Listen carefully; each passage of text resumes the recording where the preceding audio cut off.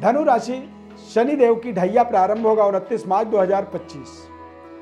जन्म राशि के आधार पर धनु राशि के ऊपर शनिदेव की ढैया यदि प्रारंभ होगा तो अगले 2.5 वर्ष तक अब आप ढैया के प्रभाव में रहेंगे। ढैया शनिदेव के द्वारा चंद्रमा ग्रह के माध्यम से ये ढैया का एक प्रभाव बनता है और चौथे घर में जब चंद्रमा से चौथा शनि या शनिदेव से 10वां चंद्रमा का जब गोचर होता है तो उसे स्वर्णपाद कहा जाता है। स्वर्णपाद ढैया जो होता है व्यक्ति के जीवन में कहां कहां पर यह आपको नुकसान करता है, किन किन चीजों के अंदर बदलाव होती है, इसकी पूरी आपको विस्तृत विश्लेषण बताएंगे। शनिदेव का गोचर जब मीन राशि में होगा 29 मार्च को तो धनु राशि में शनि की ढैया प्रारंभ होगी और ढैया जब प्रारंभ होगी तो अगले 2.5 साल तक आपके जीवन में कुछ बड़े बड़े परिवर्तन बदलाव होंगे। बड़ी सावधानियां भी जरूरी होती हैं और कई बार चतुर्थ भाव में कहते हैं स्थान में जिस जगह पर शनिदेव विराजते हैं उस जगह को मालामाल करते हैं। तो चौथे घर में शनि के बैठने से आपको अचानक इन 2.5 सालों में क्या बड़े बड़े उपलब्धि आपके जीवन में जुड़ सकते हैं। दोनों ही संभावनाओं को, दोनों ही एक परिवर्तनों को आपके जीवन के बारे में आपको बहुत बार सरल भाषा में इस खास कार्यक्रम में बताएंगे। बस आपको ध्यानपूर्वक कार्यक्रम को अंत तक देखना होगा। चैनल को सब्सक्राइब जरूर करें, हमारे लाइक करें और ज़्यादा से ज़्यादा लोगों तक इस कार्यक्रम को, इस प्रोग्राम को आप शेयर करें। मैं श्री अरविंद देवव्रत ज्ञान चैनल में आपका बहुत बहुत हार्दिक स्वागत करता हूँ। नमस्कार, जय माता दी, जय श्री राम। नए वर्ष की आपको ढेर सारी हमारी तरफ से शुभकामनाएं। इस चार्ट को आप ध्यान से देखें। शनिदेव आपके राशि से ठीक चौथे घर पर गोचर करेंगे और चौथे घर में गोचर करेंगे तो शनिदेव सबसे पहले तो आपके जीवन में शत्रुओं का बढ़ावा कर देते हैं। कई बार आपके जो अपने मित्र होते हैं वो भी शत्रुवत व्यवहार करते हैं, कर्जा का विस्तार करते हैं, यानी कि आप कर्ज लेते चले जाते हैं और शारीरिक स्वास्थ्य में कमी होने के कारण से कुछ ऐसी बीमारी जो लंबे समय तक लगातार चलने वाली बीमारी से आप ग्रसित होते हैं। अपने काम के प्रति आप उदासीन हो जाते हैं।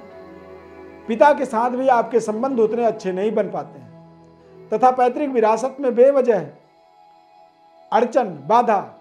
पैतृक विरासत में कई बार चौथा ढैया जो होता है वो बेवजह बखेड़ा खड़ा करता है। कई बार जिनसे कोई लेना न देना फिर भी वो आपके पैतृक विरासत में अपनी हिस्सेदारी, कोर्ट कचहरी जैसी समस्या उत्पन्न करते हैं। और चौथा शनि कई बार बॉस के साथ दुश्मनी करवाता है, जिसके अधीन आप काम करते हैं उसी से आपका मन लड़ाई करने का हो जाता है।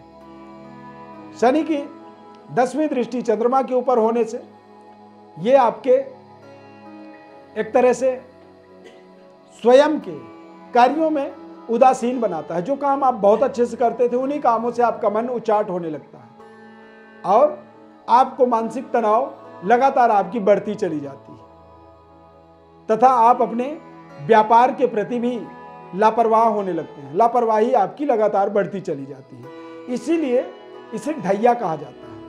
स्वर्णपाद का मतलब होता है कि अचानक आपकी नीड, आपकी डिमांड अचानक बढ़ना शुरू हो जाती है। आपको छोटे मोटे उपलब्धियों से खुशी नहीं मिलती है। आपको अचानक बड़े बड़े लोभ लालच बढ़ावा होता है, यानी कि बड़ी बड़ी उपलब्धि चाहिए। छोटे पेमेंट के आप काम नहीं करेंगे, बड़े बड़े पेमेंट, बड़े बड़े लेन देन के काम आपको पसंद आते हैं। और कई बार अपने काम को आप बढ़ाने के लिए, कई बार अपने व्यापार को, करियर को बड़ा करने के लिए आप रिस्क लेने लगते हैं, कर्जा लेने लगते हैं और वो कर्जा दरअसल आपके परेशानी का कारण बन जाता है। इसीलिए चौथा जो शनि होता है, चौथे घर में जब शनि का गोचर होता है तो इसे ढैया काल कहा जाता है। स्वर्णपाद का मतलब होता है कि जिंदगी के अंदर एक चमक दिखाई देने लगती है। हमें हमारे अंदर अंदर हमें महसूस होता है कि हम बहुत बड़े व्यापारी बन जाएंगे, बहुत बड़े बिजनेस टाइकून बनेंगे, उद्योगपति बनने वाले हैं, बहुत बड़ा हमारा कारोबार, नाम, यश, कीर्ति। ऐसे तमाम तरह के प्रलोभन व्यक्ति को बाध्य कर देता है, मजबूर कर देता है उसे कुछ बड़े बड़े निर्णय लेने के लिए।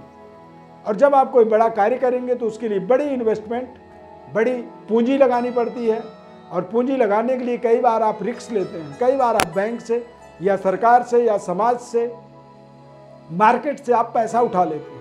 अब जब आप पैसा उठा लिए और उस पैसे को आपने कहीं पे इस्तेमाल किया, अब वो सही तरीके से यदि काम नहीं चला, काम ना चलने का कारण क्या होता है, तो उदासीनता उत्पन्न करता है। चौथा शनि आपको उदास बनाता है, यानी कि आपके काम के प्रति समर्पणता कमजोर होती है।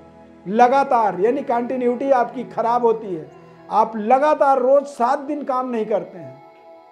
तो जब आप काम नहीं करेंगे, पैसे बड़ी इन्वेस्टमेंट करेंगे, तो वहां पर आपको मुनाफा कैसे हो सकता है। अब जब मुनाफा ना होगा तो लॉस होती है, लायबिलिटी आपकी गेन होती है, जिम्मेदारी आपकी बढ़ती है, तो इससे आप परेशान होते हैं।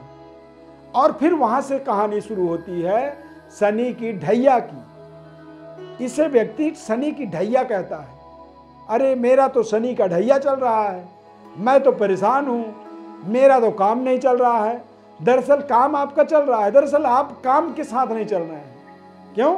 क्योंकि आप अति आत्मबली हैं, अति उत्साही हैं, अति लोभी बन जाते हैं। तो चौथा जो घर होता है चंद्रमा के साथ, यदि शनि के टारगेट को आप देखेंगे तो ये अपने आप चीजों को ठीक करता है। तो सबसे पहले तो धनु राशि वालों को 29 मार्च के बाद कर्ज लेने से बचना चाहिए। कोई भी बड़ा डेवलपमेंट या बड़ा विस्तारवादी रणनीति पे काम करने के लिए अपने बाहुबल पर भरोसा करनी चाहिए। धन बल के बजाय अपने आत्मबल का विस्तार करने के बारे में आपको काम करना चाहिए, तथा आपको अपने कार्य के प्रति पूरी ईमानदार रहना चाहिए, लॉयल रहना चाहिए। बुजुर्गों के साथ, बॉस के साथ और पिता के साथ पूरी ऑनेस्टी, ईमानदारी से अपने रिश्ते को आगे बढ़ाना चाहिए। परिवार के विवाद में किसी भी तरह की विवाद को शांत मन से आपको सुलझाना चाहिए। सामने वाला व्यक्ति केवल शनि के गोचर के कारण से वो आपको भ्रमित करने के लिए आपके पास आएगा। वो ऐसा नहीं है कि आपका जीवन भर का दुश्मन बनेगा, वो कुछ समय के लिए आपको दिमागी आपके जीवन में डिस्टरबेंस उत्पन्न करने के लिए आपके सामने आता है। तो आपको उस इमोशन को बड़ा कंट्रोल करके समझना होगा और आप उससे लड़ने के बजाय धैर्यता से उसे आपको डील करनी चाहिए। उसे आप टाइम दे सकते हैं कि ठीक है, आप आए हो, आपकी जो समस्या हम उसको सुन रहे हैं, लेकिन इसके लिए हमें 6 महीने का टाइम लगेगा, हम पहले इसको हम देखते हैं। और यदि आप इस तरह से अपने आने वाले जीवन की समस्याओं को यदि टालते चले जाएंगे, इन्वेस्टमेंट से अपने आप को दूर रखेंगे और अपने बाहुबल पर यानी कि आप अपने मेहनत पर पूरी भरोसा करेंगे। धनु राशि के जातकों के जीवन में स्मार्ट वर्क का बड़ा एक बेनिफिट होता है, पर कई बार जीवन में स्मार्ट वर्क के बजाय हार्ड वर्क भी व्यक्ति को करनी चाहिए, क्योंकि जब गोचर ग्रहों का प्रभाव आपके जीवन में असंतुलित हो तो ऐसे समय में आपको कठिन परिश्रम, मेहनत के लिए भी तैयार रहनी चाहिए। जितनी ज्यादा आप हार्ड वर्क करते हैं, जितनी ज्यादा आप कठिन परिश्रम, मेहनत से आप अपने आप को जोड़ते हैं, तो फिर आपके ढैया का भी एक सकारात्मक प्रभाव पड़ता है, यानी कि नकारात्मक दोष उसके शांत होते हैं। लोहे को जितनी गर्म की जाए, जितनी उसकी कुटाई होती है, जितनी पिटाई होगी, उतनी ही खूबसूरत वो निखर करके आता है। तो ये 2.5 साल ऐसा नहीं कि ढैया में अब आप बिल्कुल परेशान हो गए, फंस गए, लुढ़ गए, पिट गए, ऐसा नहीं होता है। ये आपके जीवन के अंदर आपके कठिन परिश्रम, मेहनत को एक तरह से आपकी टेस्ट करता है कि आप कितनी ज्यादा मेहनत कर सकते हो।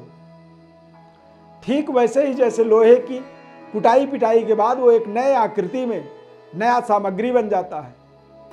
लोहे की एक बड़ी चादर को देखेंगे कि आप मर्सिडीज कार बना दी जाती है। क्यों? क्योंकि उसमें उस रूप में ढलने की ताकत है।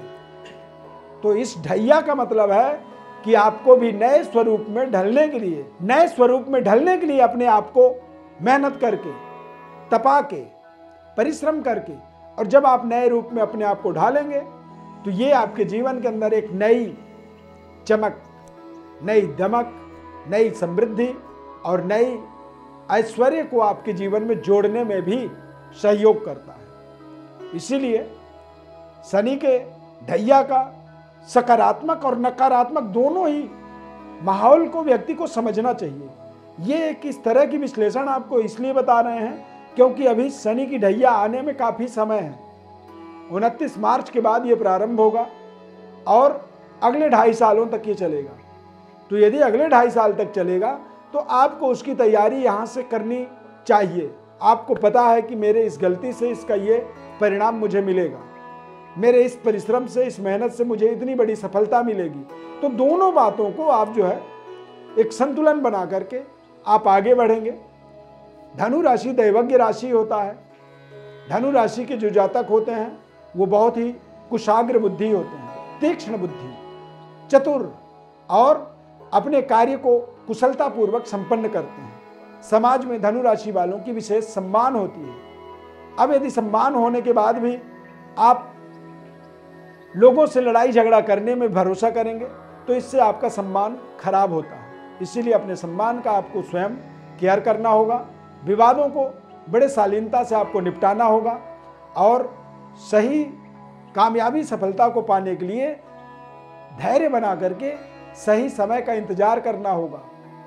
काग चेष्टा बको ध्यानम, यानी कि बगुले की तरह आपको ध्यान करना होगा, सही समय का इंतजार करना होगा और शनि देव की आराधना स्तुति समय समय पर आपको करनी चाहिए।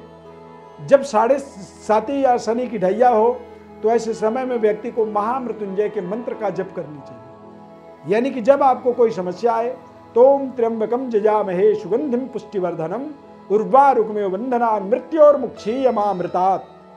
ये वैदिक मंत्र है महामृत्युंजय का और इस मंत्र का आप मन ही मन स्मरण करें, उच्चारण करें, रोज इसका जप करें। जितनी ज़्यादा जप करेंगे उतनी बड़ी ही आप अपने जीवन के नकारात्मक को हटा करके सकारात्मकता की ओर अपने आप को ले जा सकते हैं। यदि और विशेष अपने बारे में समझना चाहते हैं, विश्लेषण को जानना चाहते हैं तो हमारे व्हाट्सएप पर अपनी डिटेल्स लिख करके भेजें। संपूर्ण विश्लेषण हम निःशुल्क रूप से आपको बताएंगे। बदले में आपको सब्सक्राइब करना होगा, लाइक करना होगा और ज़्यादा से ज़्यादा लोगों को इस कार्यक्रम को प्लीज़ आप शेयर जरूर करें, क्योंकि तमाम दुनिया में ढैया 7.5 जैसे समस्याओं से लोग परेशान रहते हैं। तो उन्हें एटलीस्ट ये समझ में तो आ पाएगी कि हाँ ये समस्या है और इस तरह से हो सकता है और इस तरह से इसमें सफलता भी है। असफलता में ही सफलता का रहस्य होता है। इसीलिए आपकी हेल्प हमारे लिए बहुत जरूरी है। शनिदेव की अपार कृपा बनी रहे। इस खास कार्यक्रम में जुड़ने के लिए बहुत बहुत धन्यवाद। यदि कार्यक्रम अच्छा लगा तो जय शनिदेव कमेंट में जरूर लिखें। बहुत बहुत धन्यवाद।